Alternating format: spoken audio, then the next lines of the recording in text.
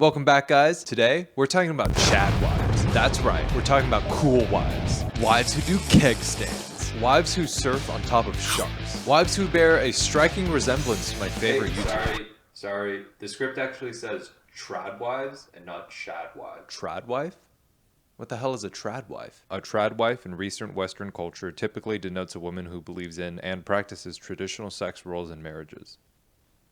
That doesn't sound nearly as fun. Welcome back to the light side of the internet. My name is Ray Like Sunshine, and today we're doing a deep dive on the tradwives of Instagram. So every few weeks I have a little epiphany while I'm doom scrolling through TikTok that I should probably stop using TikTok. Unfortunately, I have the dopaminergic receptors of a crackhead with ADHD because, well, frankly, I'm a crackhead with ADHD, so I found myself on Instagram Reels instead. Instagram Reels is basically a shitty, more conservative rerun of everything you've already seen on TikTok. So I'm really hoping Biden doesn't win this election. Make America great again. One of the subtypes of content that really stood out within this cornucopia, this cesspool, this copiousness of conservative content are the tradwife content creators. Tradwife content creators espouse a more traditional view of gender roles. And by traditional, they mean a very small sliver of 1950s middle to upper class America after the majority of American women were kicked out of their manufacturing jobs in post-war America, relegated to household duties and smoking 3 packs of cigarettes a day. They imagine a world where the man's job is to make bread and the woman's job is to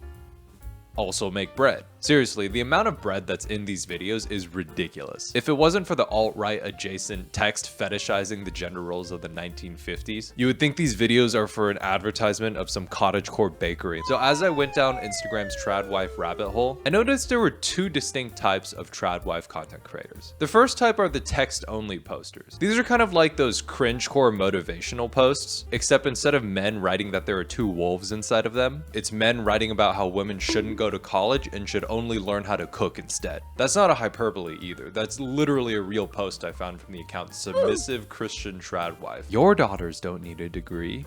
They need to learn how to cook. Everyone, let's give a big congratulations to Jimmy for graduating. Joanna, what did we tell you about leaving the kitchen? Well, I literally baked the cake. Get back in there right now. I graduated Harvard. We're not supposed to hear you over all the bread you're making. I feel like this account overlays all this text over a rainbow background to disguise the fact that this is terrible advice. Strive to be his arm candy. Make his priority yours. Be his trophy wife. Accept discipline sweetly. I'm sure these would have a totally different vibe if I just changed the background. Make his priority yours. Be his trophy wife. Accept discipline sweetly. Traditional womanhood is about embracing our roles and choices without judgment. We are united by our values. Instead of tearing each other down, let's support and inspire one another. Poignant words indeed. Let's read another. A wife who is the main breadwinner is not a traditional wife.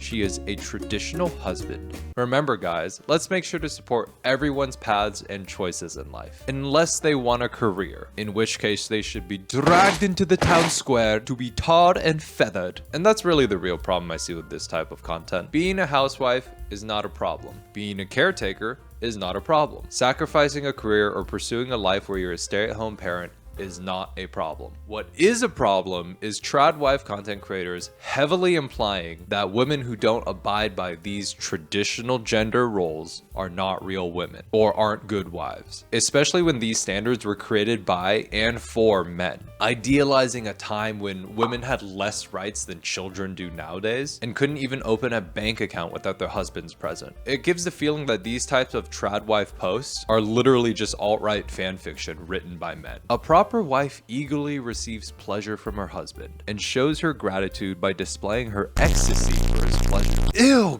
God, dude! Keep your fantasies on Reddit. I don't want to hear about that. I'm sure the girl who wrote this is as real as the AI generated picture in the background. Another common theme I see in tradwife Instagram is making sure that every action you take as a woman is either to get a husband or to please your husband. Get fit and attractive for your husband. Dress cute for your husband. Lead the French to victory at the Siege of Orleans, regaining the initiative and ultimately achieving victory during the 100-Year War.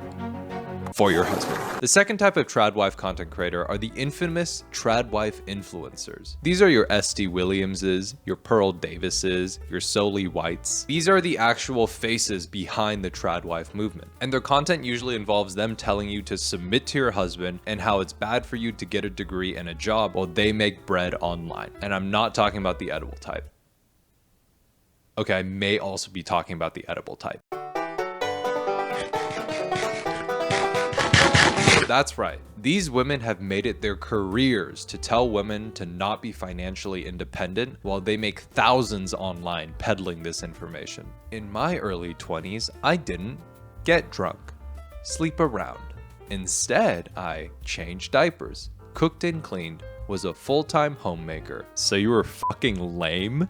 Loser! I'm just playing around. Full respect if you want to pursue that type of lifestyle. But here's the thing. You could feel that superiority complex oozing out of the screen. So what if you sleep around in your 20s? So what if you like to drink sometimes? Doing that stuff in your 20s doesn't inherently make you less of a mother or father when you do eventually become one. And these influencers always end their posts with a Bible verse to back up what they're saying. I didn't grow up in a religious family, so maybe I just don't understand. And I'm not exactly sure if this is like a legitimate way of making your point, but I would just say look up Ephesians 6:5 to why this might not be the best idea. Not the best advice from the big guy up there. The problem is, they think that they are free when they work for their boss, but slaves when they serve their husband. Yeah, the difference is, if your boss is an asshole, you can get a new boss. If your husband's an asshole, he's still your husband, but maybe not for long after all this bread you're feeding him. Thankful to the 24-year-old who married me at 18 so I could finish growing up by his side.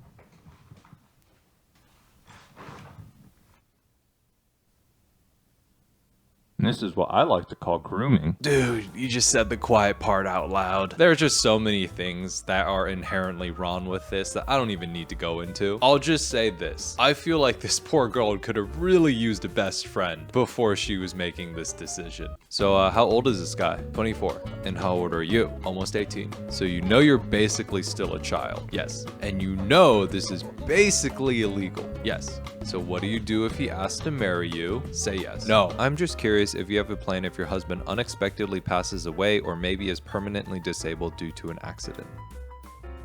And of course her answer is a Bible verse. Honestly, I kind of envy these people. I too wish I could have a blissful state of denial all my life. My anxiety would be gone. Shit, I mean, that actually sounds like a good idea.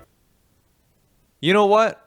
I've changed my mind. I'm actually pro-traditional values now. But why stop at the 1950s? Let's bring back the traditional values of the 1910s, when women fought for suffrage and joined the workforce en masse to gain more independence. Let's bring back the traditional values of the 1940s, where 34% of women in the US worked highly skilled manufacturing jobs, bolstering the economy and helping us win the war. Let's bring back the traditional values of the 1970s, where the evaporation of gender norms led to what was reportedly the highest levels of happiness among women ever recorded in the United States. I guess all I'm trying to say is, it's fine if you want to be a tradwife. It's also fine if you want a career. Being a professional doesn't make anyone less of a woman, just like being a stay-at-home dad doesn't make anyone less of a man. And there's nothing traditional about a tradwife because gender roles have always been in flux throughout the dawn of existence. We're all just figuring things out. And at the end of the day, we're all just monkeys with anxiety. Anyways, that's all I have for you guys today. If you're still here, thanks so much for watching. Make sure to not burn that bread in your oven, and I will see you in the next one. Okay, bye.